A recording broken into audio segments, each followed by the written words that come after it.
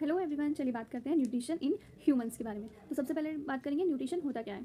The process of taking food and utilising it is known as nutrition. खाना खाने और खाने को यूटिलाइज करने के प्रोसेस को हम न्यूट्रिशन कहते हैं।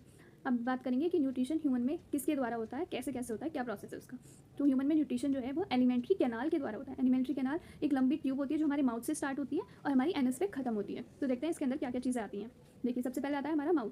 माउथ से हम खाने को खाते हैं। फिर आती है हमारी बकल कैविटी। बकल कैविटी में क्या होता है, टीथ होते हैं और हमारी टंग होती है। टीथ से हम फूड को क्रश करते हैं।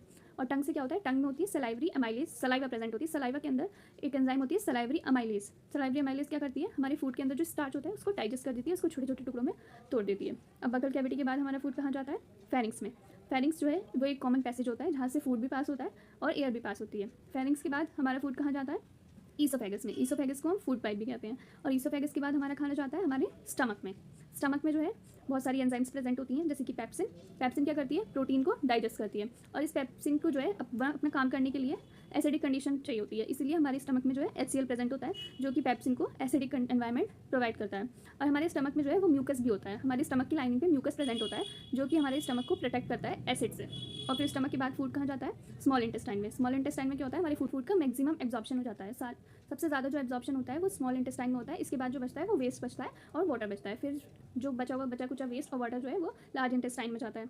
लार्ज इंटेस्टाइन में क्या होता है, वाटर का भी एब्जॉर्प्शन हो जाता है। फिर उसके बाद सिर्फ वेस्ट बचता है जो कि हमारे एनएस के थ्रू बाहर निकल जाता है। तो ये था पूरा प्रोसेस न्यूट्रिशन इन ह्यूमंस का। अगर आपको वीडियो अच्छी लगी हो तो प्लीज़ वीडियो को लाइक कीजिएगा और चैनल को सब्सक्राइब कीजिएगा। बाय।